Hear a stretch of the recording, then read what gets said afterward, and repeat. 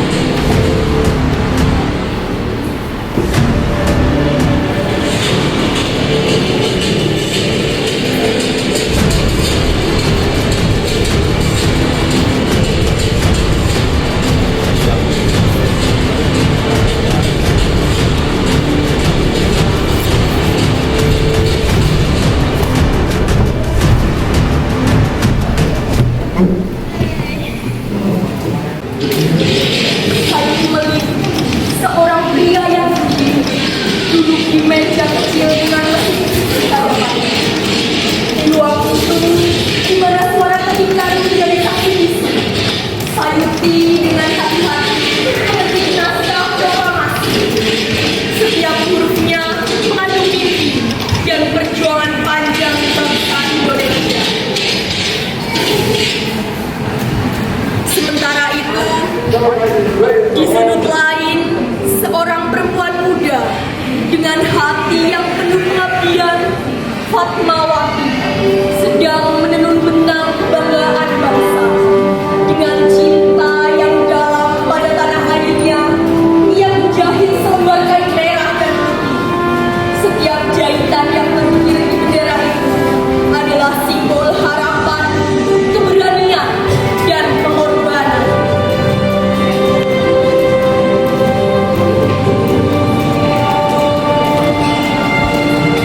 Ketika fajar menyingsing pada 17 Agustus 1945, semangat baru menyelimuti Jakarta. Di halaman rumah Soekarno, bendera merah putih yang baru dikibarkan dengan megah, mengibarkan harapan dan kebanggaan. Rakyat mulai berdatangan, wajah mereka bersinar dengan penuh antusiasme dan sukacita. Soekarno dan Hatta berdiri di depan kerumunan, siap untuk mengumumkan kepada dunia bahwa Indonesia telah merdeka.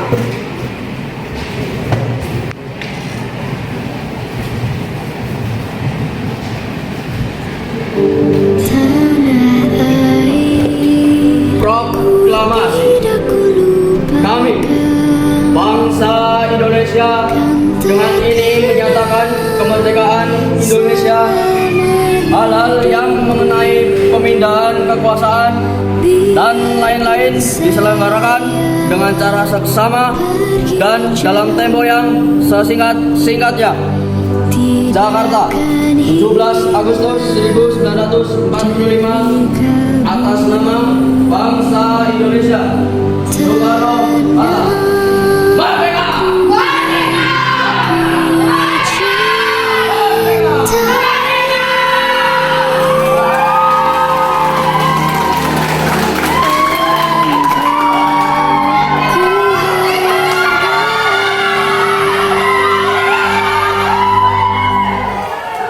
Setelah proklamasi kemerdekaan Indonesia pada 1945,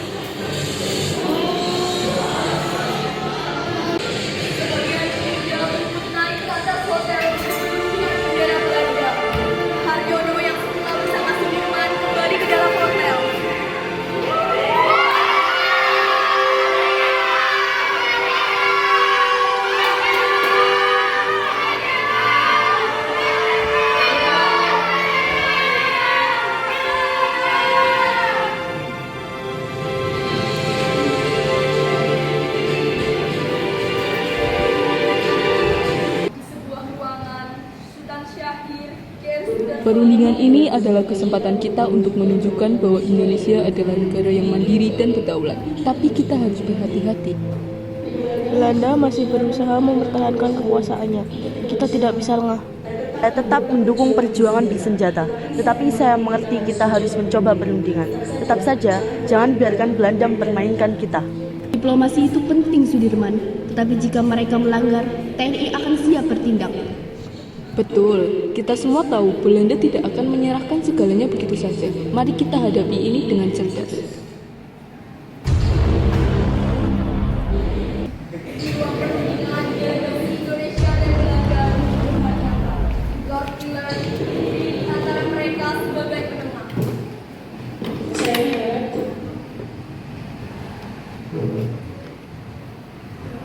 Saya harap kedua belah pihak siap untuk berdiskusi dengan kepala dingin. Ini adalah momen penting bagi kedua negara. Belanda datang dengan niat baik. Kami ingin perdamaian, tetapi kami juga ingin memastikan bahwa wilayah kami tetap stabil. Pengakuan de facto Republik Indonesia mungkin bisa kami pertimbangkan, tapi hanya di wilayah Sumatera, Jawa, dan Madura. Itu tidak cukup. Indonesia adalah seluruh Nusantara, bukan hanya 3 pulau itu. Kita harus sabar, ini baru permulaan. Setidaknya ada pengakuan terhadap kemerdekaan kita di beberapa wilayah. Tapi kita harus memastikan Belanda meninggalkan wilayah tersebut paling lambat tahun 1949. Kami juga harus mempertimbangkan keamanan dan kestabilan di kawasan ini. Kerjasama antara Indonesia dan Belanda bisa menjadi solusi yang baik. Kami tidak bisa sepenuhnya menyerahkan kendali begitu saja. Perlu ada transisi yang aman dan terstruktur. Transisi? Setelah ratusan tahun penjajahan, kalian masih ingin mengontrol kami? Ini bukan soal kontrol. Ini soal menjaga keamanan internasional. Kami masih punya kepentingan di sini. Pentingan, kalian hanya ingin melanjutkan penjajahan dengan cara baru. Kami tidak butuh Belanda lagi. Sudahlah, mari kita fokus pada kesepakatan ini. Jika kita tidak mendapatkan pengakuan de facto, kita tidak akan bisa bergerak maju. Ini adalah langkah pertama. Jika kalian mau bekerja sama, kita bisa membentuk Uni Indonesia Belanda. Kami juga bisa membantu dalam pembangunan dan stabilitas. Kami tidak butuh Uni. Kami butuh Belanda keluar dari tanah kami. Setelah perdebatan panjang, akhirnya kesepakatan berhasil dicapai. Lord Gillan berdiri di tengah untuk mengumumkan hasilnya. Saya senang mengumumkan bahwa kedua belah pihak telah mencapai kesepakatan. Belanda akan mengakui Republik Indonesia secara de facto dengan wilayah Sumatera, Jawa, dan Madura. Belanda harus meninggalkan wilayah tersebut paling lambat 1 Januari 1949. Kami setuju dengan syarat ini dan berharap ini menjadi awal dari hubungan yang lebih baik. Kami juga berharap ini menjadi dasar bagi kemerdekaan penuh bangsa Indonesia. Kami akan bekerja sama dalam pembentukan negara Indonesia Serikat dengan Uni Indonesia Belanda sebagai wadah untuk kerjasama masa depan. Kami akan terus berjuang demi kedaulatan penuh. Ini baru langkah yang pertama.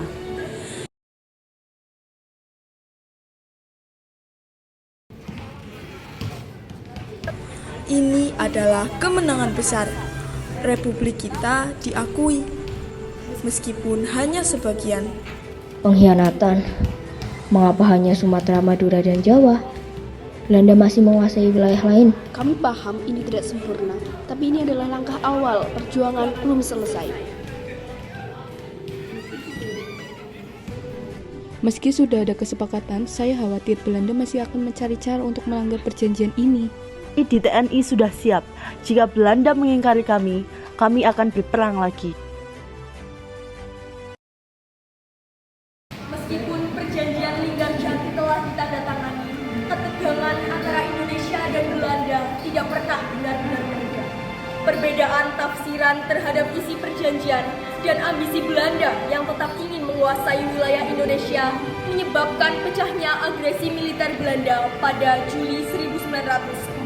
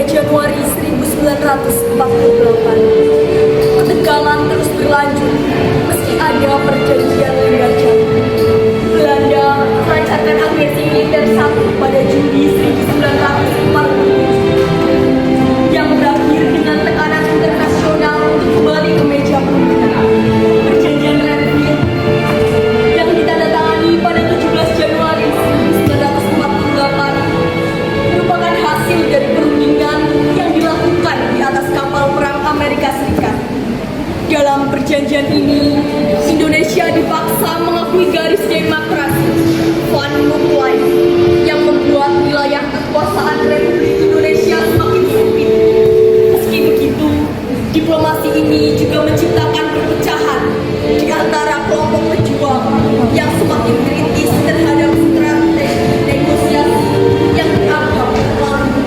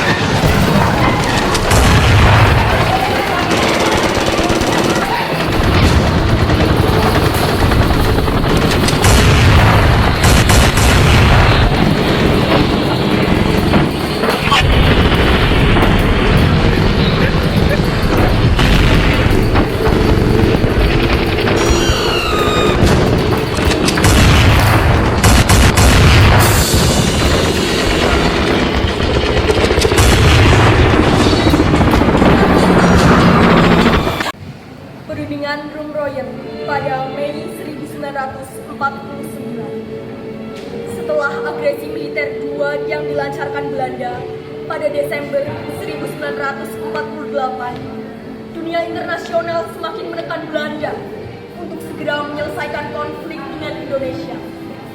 Perundingan Rumroyen yang diadakan pada 7 Mei 1949 menghasilkan keputusan penting di mana Belanda setuju untuk menghentikan operasi militer dan membebaskan para pemimpin Republik Indonesia yang ditahan, termasuk Soekarno dan Hatta. Indonesia juga setuju untuk menghentikan perlawanan bersenjata.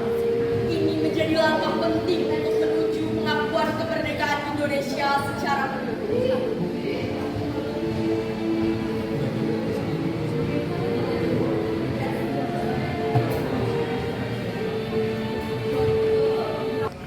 Kantor Presiden Yogyakarta 20 Juli 1947, Soekarno dan Hatta duduk di ruang rapat.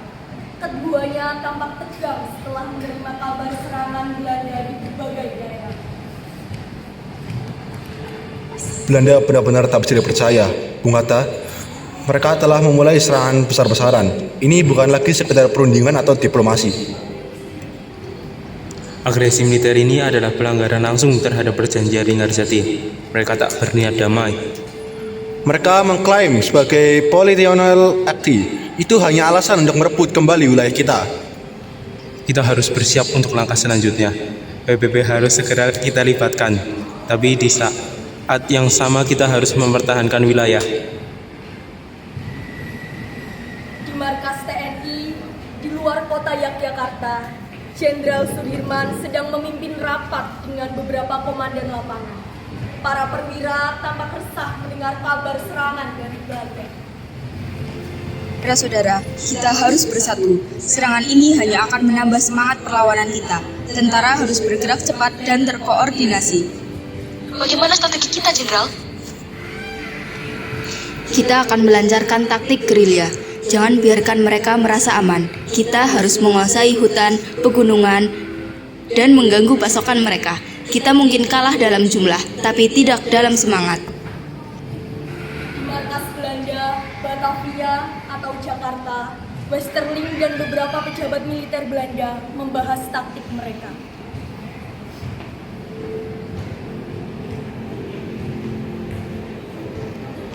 Indonesia tak akan bertahan lama. Kita harus menghancurkan pusat-pusat kekuasaan mereka, rebut kembali wilayah-wilayah strategis.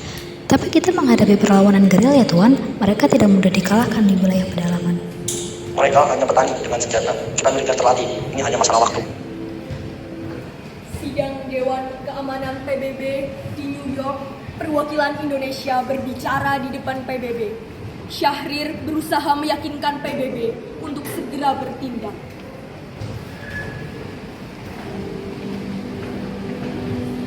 Serangan Belanda ini adalah pelanggaran terang-terangan terhadap hukum internasional. Mereka melanggar kedaulatan bangsa kami. Kami mendesak PBB untuk segera bertindak.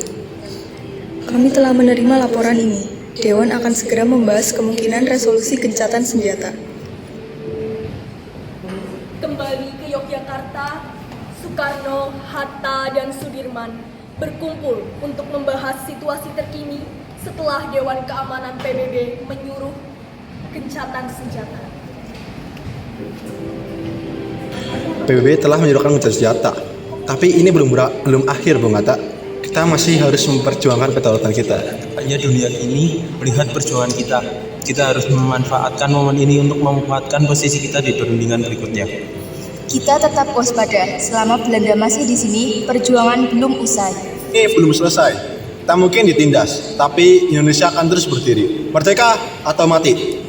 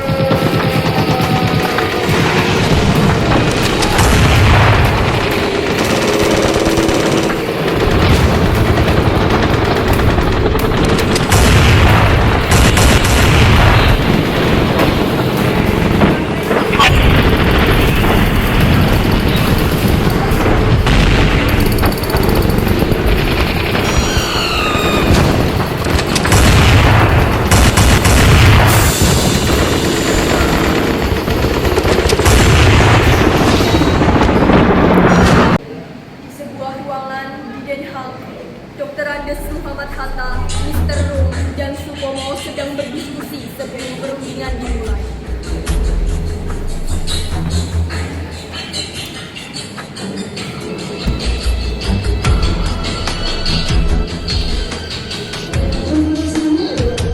Konferensi ini adalah kesempatan terakhir kita untuk mendapatkan pengakuan penuh kedaulatan. Kita tidak bisa membiarkan Belanda terus menggantung masalah ini. Betul, mereka masih ingin menahan Papua. Ini akan menjadi isu yang sulit, tapi kita harus tetap bersikap diplomatis. Jangan lupa, mereka juga ingin kita membayar utang-utang mereka. Ini akan menjadi beban berat bagi Indonesia yang baru merdeka. Kita harus siap dengan segala kemungkinan. Konferensi ini bukan hanya soal kita, tapi juga soal masa depan bangsa. Di ruang perundingan resmi, delegasi Indonesia, BFO, dan Belanda duduk berhadapan. Lord Killer berdiri di tengah sebagai penengah.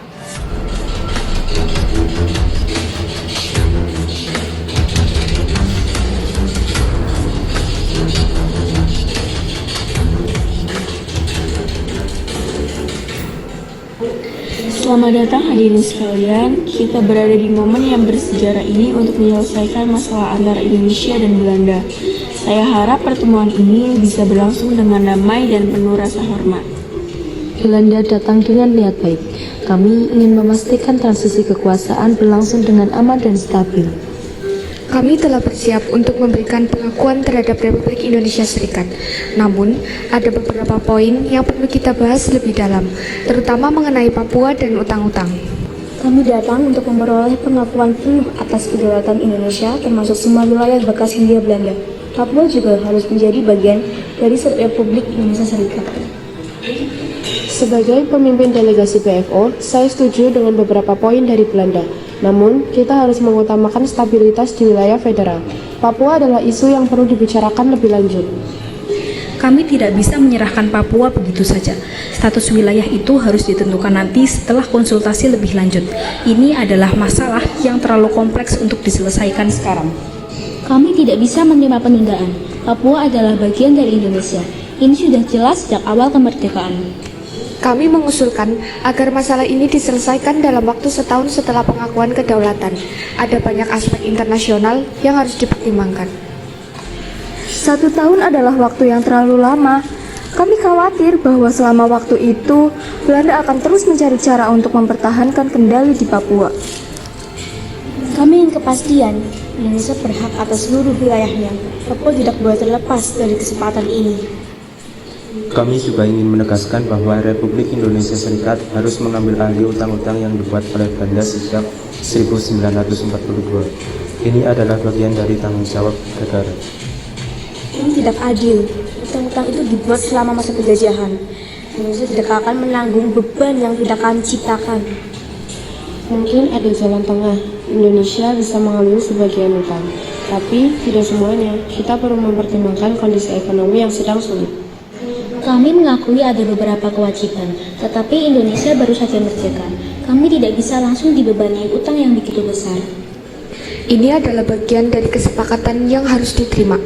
Pengakuan kedaulatan datang dengan tanggung jawab. Utang adalah bagian dari itu.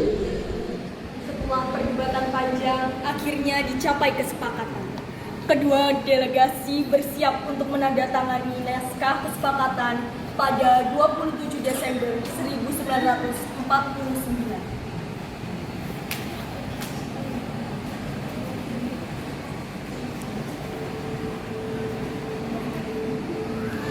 Saya senang bahwa kita akhirnya mencapai kesepakatan.